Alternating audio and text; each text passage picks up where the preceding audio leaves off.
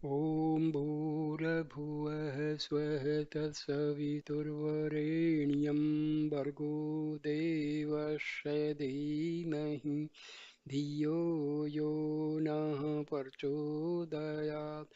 ओम शांति शांति शांति। याज्ञवल्क्य और 1 सहस्र गायों का जो उपनिषदों की कथा है उसका ये दूसरा भाग है।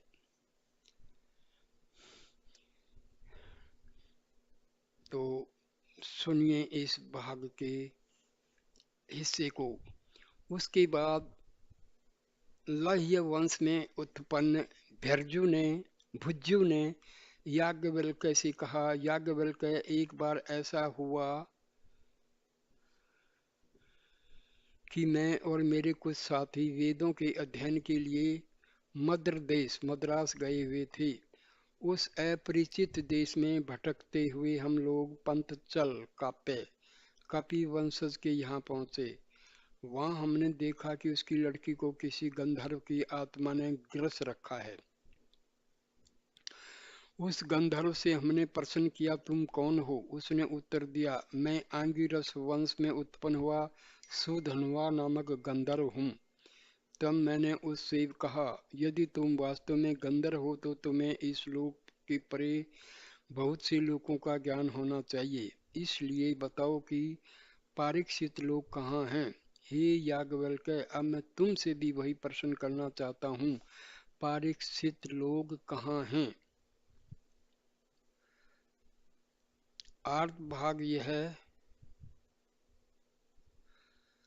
आर्त भाग आर्त भाग यह जानना चाहता था कि उसे गंधर्व द्वारा ज्ञान प्राप्त हुआ है, जबकि याज्ञवल्क्य ने मनुष्य द्वारा ही ज्ञान प्राप्त किया है। इस बात से वह अपने को याज्ञवल्क्य से श्रेष्ठ ज्ञानी सिद्ध करना चाहता था, पर उसे इस बात का पता नहीं था कि याज्ञवल्क्य अपनी अंतर्दृष्टि और दिव्य ज्ञान के फलस्वरूप यह मालूम कर सकते हैं कि गंधर्व ने क्या उत्तर दिया होगा। याज्ञवल्क्य ने कहा, मैं जानता हूँ कि गंधर्व ने क्या उत्तर दिया होगा। गंधर्व ने निश्चय ही यह कहा होगा कि परीक्षित लोग उस लोक में पहुंचे हुए हैं जहाँ अश्वमेध यज्ञ के कर्ता पहुंचते हैं। भुज्जु ने पूछा, अश्वमेध यज्ञ के कर्ता कहाँ पहुंचते हैं, क्या तुम बता सकते हो? याज्ञवल्क्य ने उत्तर दिया, सूर्य जहाँ से उदय होता है और जहाँ अस्त होता है उतना अक्षेत्र सूर्य के रथ की 32 दिन की यात्रा में तय हो जाता है।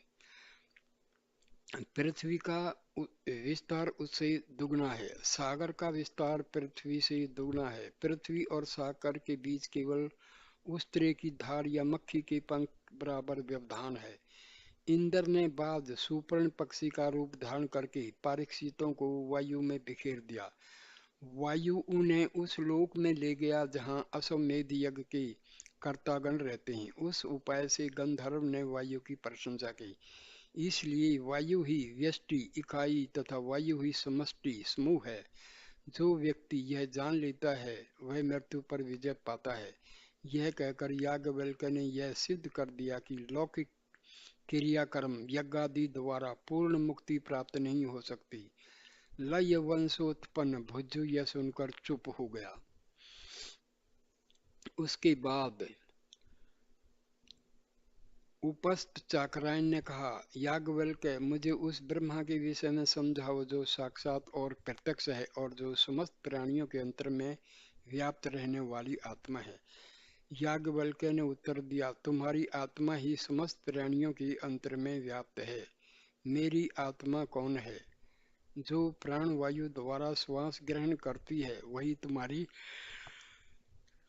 आत्मा है, और वही आत्मा समस्त प्राणियों के अंतर में व्याप्त है। जो अपान वायु द्वारा नीचे की ओर जाती है वही तुम्हारी आत्मा है, और वही समस्त प्राणियों के अंतर में है। जो सर्वत्र गमन करने वाली व्यान वायु द्वारा सर्वत्र गमन करती है वही तुम्हारी आत्मा है, और वही समस्त प्राणियों के अंतर में है। जो उदान वायु द्वारा ऊपर चढ़ती है वही तुम्हारी आत्मा है, और वही समस्त प्राणियों के अंतर में स्थित है। उपस्थ चाकरायन ने कहा, तुमने ब्रह्म आत्मा की जो व्याख्या की है वह ऐसी ही है जैसे किसी से यह पूछा जाए कि गाय या घोड़े की परिभाषा बताओ, और वह उत्तर के रूप में किसी गाय या घोड़े को दिखा दो। यह कोई परिभाषा नहीं हुई। मुझे अच्छी तरह युक्तिपूर्ण परिभाषा द्वारा समझाओ कि साक्षी और प्रत्यक्ष ब्रह्म वह आत्मा जो सबके भीतर वर्तमान है कौन है और क्या है। याज्ञवल्क्य ने फिर वही उत्तर दिया, स्वयं तुम्हारी ही आत्मा सबके भीतर वर्तमान है। सबके भीतर वर्तमान रहने वाली इस आत्मा का स्वरूप क्या है। याज्ञवल्क्य ने उत्तर दिया, तुम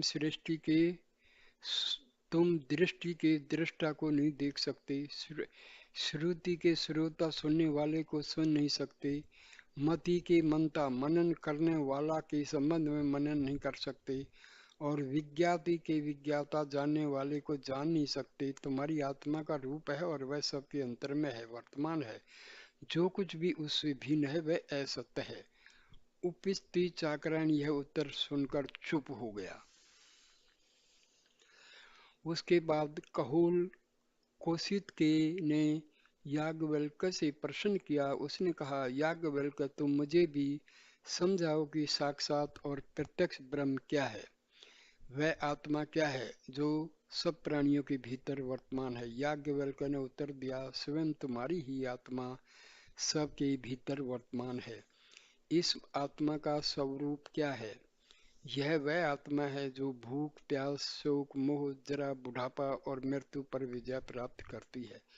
जो ब्राह्मण ब्रह्मज्ञानी इस आत्मा के स्वरूप को जान लेते हैं, तब वे पुत्र कामना, पुत्रेषणा, धन प्राप्त करने की इच्छा, वित्तेषणा और उत्तम लोक स्वर्ग आदि प्राप्त करने की आकांक्षा, लोकेषणा को त्याग कर भिक्षावृत्ति ग्रहण करके सन्यासी का जीवन बिताने लगते हैं। पुत्र प्राप्त करने की इच्छा से धन प्राप्त करने की इच्छा उत्पन्न होती है, और धन प्राप्त करने की इच्छा से लोगों को प्राप्त करने की आकांक्षा उत्पन्न होती है। इसलिए ब्राह्मण ब्रह्मज्ञानी को चाहिए कि वह पांडित्य प्राप्त करके अपने को बल द्वारा प्रतिष्ठित करे। पांडित्य और बल प्राप्त करके मुनि मनन करने वाले पंडित अमौन तथा मौन, अविद्या और विद्या अथवा कर्म या ज्ञान का भेद जान लेता है, तभी वह सच्चा ब्राह्मण बनता है। कहोल ने पूछा, ब्राह्मण को किस प्रकार के कर्म करने चाहिए। याज्ञवल्क्य ने उत्तर दिया, वह किस प्रकार का भी कर्म करे कोई अंतर नहीं पड़ेगा। ब्रह्म का वास्तविक ज्ञान प्राप्त होने पर भी कोई भी कर्म उसे बंधन में नहीं डाल सकता। इस ज्ञान की स्थिति के अतिरिक्त दूसरी कोई भी स्थिति विनाशील है। यह सुनकर कहोल कौशिक के चुप हो गया। उसके बाद गार्गी वचकनु की पुत्री ने प्रश्न किया। उसने कहा, याज्ञवल्क्य, यह समस्त पृथ्वी जल से ओतप्रोत घिरी हुई या छाई हुई है, यह तो मानी हुई बात है। अब यह बताओ कि यह जल किससे ओतप्रोत है। याज्ञवल्क्य ने उत्तर दिया, हे गार्गी, जल वायु से ओतप्रोत है। वायु किससे ओतप्रोत है। अंतरिक्ष, पृथ्वी और आकाश के बीच वाले लोक से। अंतरिक्ष लोक किससे उत्प्रोत है। गंधर्व लोक से। गंधर्व लोक किससे उत्प्रोत है। आदित्य लोक से। आदित्य लोक किससे उत्प्रोत है। चंद्र लोक से। और चंद्र लोक किससे उत्प्रोत है। नक्षत्र लोक से। और नक्षत्र लोक किससे उत्प्रोत है। देवलोक से। और देवलोक किससे उत्प्रोत है। इंद्र लोक से। और इंद्र लोक किससे उत्प्रोत है। प्रजापति लोक से। और प्रजापति लोक किससे उत्प्रोत है। ब्रह्मलोक से। और ब्रह्मलोक किससे उत्प्रोत है। याज्ञवल्क्य ने कहा, गार्गी, अनुचित प्रश्न न करो, नहीं तो तुम्हारा सिर नीचे गिर जाएगा। इस प्रकार के गहन विषय को तर्क द्वारा सिद्ध नहीं किया जा सकता। धर्म तर्क के प्रिय है, इसलिए हे गार्गी, तुम्हें इसके आगे प्रश्न नहीं करना चाहिए। गार्गी यह सुनकर चुप हो गई। उसके बाद उद्दालक अरुण के पुत्र ने कहा, याज्ञवल्क्य, मैं और मेरे सह शिक्षार्थी मध्य देश में पंचतल काप्य कपि वंशज के यहाँ यज्ञ विषय की शिक्षा प्राप्त किया करते थे। एक बार हमारे गुरु पतंजल की पत्नी को एक गंधर्व की आत्मा ने धर दबाया। हम लोगों ने उस गंधर्व से पूछा, तुम कौन हो? उसने उत्तर दिया, मैं अथर्वगण का पुत्र कबंध हूँ। उसके बाद उस गंधर्व ने पंच पतंजल से कांपे से पूछा, हे कांपे, तुम क्या उस यज्ञ सूत्र से परिचित हो जिससे यह लोक परलोक तथा समस्त प्राणी एक साथ बंधे हुए हैं? पतंजल ने उत्तर दिया, भगवान मैं उससे परिचित नहीं हूँ। उसने फिर पतंजल से तथा हम लोगों से भी पूछा, क्या तुम लोग उस अंतर्यामी को जानते हो जो सबके भीतर रहकर उस लोक पर परलोक पर तथा समस्त प्राणियों पर शासन करता है? पतंजल ने और हम लोगों ने भी उत्तर दिया, नहीं भगवान, हम उसे नहीं जानते। तब उस गंधर्व ने कहा, हे पतंजल, जो उस यज्ञ सूत्र को और अंतर्यामी को जानता है वह ब्रह्म को भी जानता है। उसे लोकों का भी ज्ञान रहता है। वह देवों वेदों तथा तत्वों और आत्मा के रहस्य से परिचित हो जाता है। उसके बाद उस गंधर्व ने यज्ञ सूत्र और अंतर्यामी के संबंध में सब बातें बताई। क्योंकि मैं भी वहां उपस्थित था इसलिए मैं भी उस ज्ञान से परिचित हो गया हूँ। इसलिए हे याज्ञवल्क्य, मैं तुम्हारी भी परीक्षा लेना चाहता हूँ। यदि तुमने उस यज्ञ सूत्र और अंतर्यामी के ज्ञान से परिचित हुए बिना ही उन 1 सहस्त्र ब्रह्म गायों को, ब्रह्म के सर्वोत्तम ज्ञान युक्त व्यक्ति के लिए सुरक्षित गायों को अपने घर भेज दिया हो तो तुम्हारा सिर निश्चय ही धड़ से अलग हो जाएगा। प्रत्येक व्यक्ति अपने को श्रेष्ठ पंडित समझकर यह कहा करता है कि मैं जानता हूँ, मैं जानता हूँ, पर किस रूप में तुम उसे जानते हो, यह बात तर्क और प्रमाण सहित समझाओ।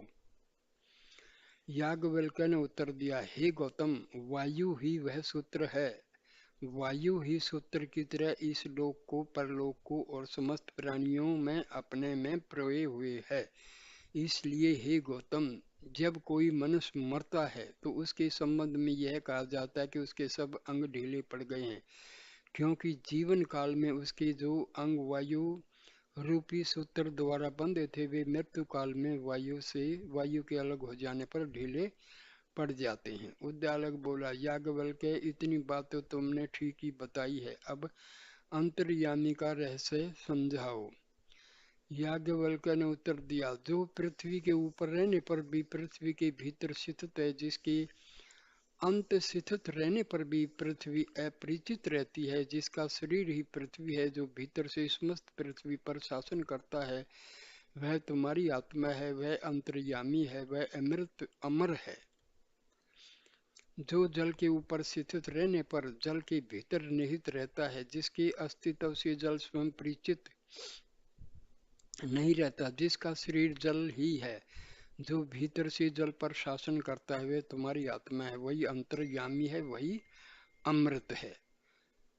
जो अग्नि के ऊपर अग्नि के बाह्य रूप में स्थित रहने पर भी उसके भीतर निहित रहता है, जिसके अस्तित्व से अग्नि स्वयं परिचित नहीं रहती, जिसका शरीर अग्नि ही है, जो भीतर से अग्नि पर शासन करता है, वह तुम्हारी आत्मा है, वही अंतर्यामी है, वही अमृत है। जो अंतरिक्ष के ऊपर स्थित रहकर उसके भीतर निहित रहता है, जिसके अस्तित्व से स्वयं अंतरिक्ष परिचित नहीं रहता, जिसका शरीर अंतरिक्ष ही है, जो भीतर से अंतरिक्ष पर शासन करता है, वह तुम्हारी आत्मा है, वही अंतर्यामी है, वह अमृत है।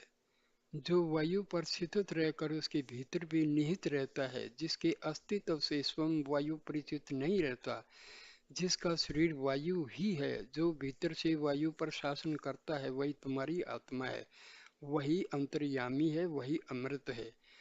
जो स्वर्ग पर स्थित रहकर भीतर भी निहित रहता है, जिसके अस्तित्व से स्वयं स्वर्ग परिचित नहीं रहता, जिसका शरीर स्वर्ग ही है, जो भीतर से स्वर्ग पर शासन करता है, वह तुम्हारी आत्मा है, वही अंतर्यामी है, वह अमृत है। जो सूर्य पर स्थित रहकर उसके भीतर भी निहित रहता है, जिसके अस्तित्व से स्वयं सूर्य परिचित नहीं रहता, जिसका शरीर सूर्य ही है, जो भीतर से स्वर्ग पर शासन करता है, वह तुम्हारी ही आत्मा है, वही अंतर्यामी है, वह अमृत है। जो दिशाओं पर स्थित है और उनके भीतर भी निहित है, जिसके अस्तित्व से स्वयं दिशाएं परिचित नहीं रहती, जिसका शरीर दिशाएं ही हैं, जो भीतर से दिशाओं पर शासन करता है, वह तुम्हारी ही आत्मा है, वही अंतर्यामी है, वह अमृत है। जो चंद्रमा और नक्षत्रों पर स्थित है, उनके भीतर भी निहित है, जिसके अस्तित्व से स्वयं चांद तारे भी परिचित नहीं रहते, जिसका शरीर चांद तारे ही हैं, जो भीतर से चांद तारों पर शासन करता है, वह तुम्हारी ही आत्मा है, वही अंतर्यामी है, वह अमृत है। जो आकाश पर स्थित है और उसके भीतर भी निहित है, जिसके अस्तित्व से स्वयं आकाश परिचित नहीं रहता, जिसका शरीर आकाश ही है, जो भीतर से आकाश पर शासन करता है, वह तुम्हारी ही आत्मा है, वही अंतर्यामी है, वह अमृत है। जो अंधकार में स्थित है और उसके भीतर भी निहित है, जिसके अस्तित्व से स्वयं अंधकार भी परिचित नहीं रहता, जिसका शरीर ही अंधकार है, जो भीतर से अंधकार पर शासन करता है, वह तुम्हारी आत्मा है, वह अंतर्यामी है, वह अमृत है। जो प्रकाश में स्थित है और उसके भीतर भी निहित है, जिसके अस्तित्व से स्वयं प्रकाश भी परिचित नहीं रहता, जिसका शरीर ही प्रकाश है, जो भीतर से प्रकाश पर शासन करता है, वह तुम्हारी ही आत्मा है, वही अंतर्यामी है, वही अमृत है। जो समस्त भूतों तत्वों में स्थित है और उनके भीतर भी निहित है, जिसके अस्तित्व से स्वयं भूत भी परिचित नहीं रहती, जिसका शरीर भूत में है, जो भीतर से भूतों पर शासन करता है, वह तुम्हारी ही आत्मा है, वह अंतर्यामी है, वह अमृत है। जो प्राण में स्थित है और प्राण के भीतर भी निहित है, जिसके अस्तित्व से स्वयं प्राण भी परिचित नहीं रहती, जिसका शरीर प्राण में है, जो भीतर से प्राण पर शासन करता है, वह तुम्हारी ही आत्मा है, वही अंतर्यामी है, वह अमृत है। जो वाणी में स्थित है और वाणी के भीतर भी निहित है, जिसके अस्तित्व से स्वयं वाणी परिचित नहीं रहती, जिसका शरीर वाणी ही है, जो भीतर से वाणी पर शासन करता है, वह तुम्हारी ही आत्मा है, वही अंतर्यामी है, वह अमृत है। जो चक्षु में स्थित है और चक्षु के भीतर भी निहित है, जिसके अस्तित्व से स्वयं चक्षु भी परिचित नहीं रहता, जिसके शरीर चक्षु ही है, जो भीतर से चक्षु पर शासन करता है, वह तुम्हारी ही आत्मा है, वही अंतर्यामी है, वह अमृत है। जो श्रोत्र कर्णेंद्रियों में स्थित है और उसके भीतर भी निहित है, जिसके अस्तित्व से स्वयं श्रोत्र भी परिचित नहीं रहता, जिसका शरीर श्रोत्र ही है, जो भीतर से श्रोत्र पर शासन करता है, वह तुम्हारी आत्मा ही है, वही अंतर्यामी है, वह अमृत है। जो मन में स्थित रहता है और मन के भीतर भी निहित है, जिसके अस्तित्व से स्वयं मन परिचित नहीं रहता, जिसका शरीर मन ही है, जो भीतर से मन पर शासन करता है, वह तुम्हारी ही आत्मा है, वही अंतर्यामी है, वही अमृत है। जो त्वचा स्पर्शेंद्रिय पर स्थित है और त्वचा के भीतर भी निहित है, जिसके अस्तित्व से स्वयं त्वचा भी परिचित नहीं रहता, जिसका शरीर त्वचा ही है, जो भीतर से त्वचा पर शासन करता है, वह तुम्हारी ही आत्मा है, वही अंतर्यामी है, वह अमृत है। जो विज्ञान पर स्थित है और विज्ञान के भीतर भी निहित है, जिसके अस्तित्व से स्वयं विज्ञान भी परिचित नहीं रहता, जिसका शरीर विज्ञान में है, जो भीतर से विज्ञान पर शासन करता है, वह तुम्हारी ही आत्मा है, वही अंतर्यामी है, वह अमृत है। जो पुरुष की जनन शक्ति पर स्थित है और जन शक्ति के भीतर भी निहित है, जिसके अस्तित्व से स्वयं जनन शक्ति भी परिचित नहीं रहती, जिसका शरीर ही जनन शक्ति है, जो भीतर से जनन शक्ति पर शासन करता है, वह तुम्हारी ही आत्मा है, वही अंतर्यामी है, वह अमृत है। वह स्वयं अदृश्य रहने पर भी देखता है, स्वयं अश्रुत रहने पर भी सुनता है, स्वयं अमन अचिंत रहने पर भी वह मनन चिंतन करता है, वह स्वयं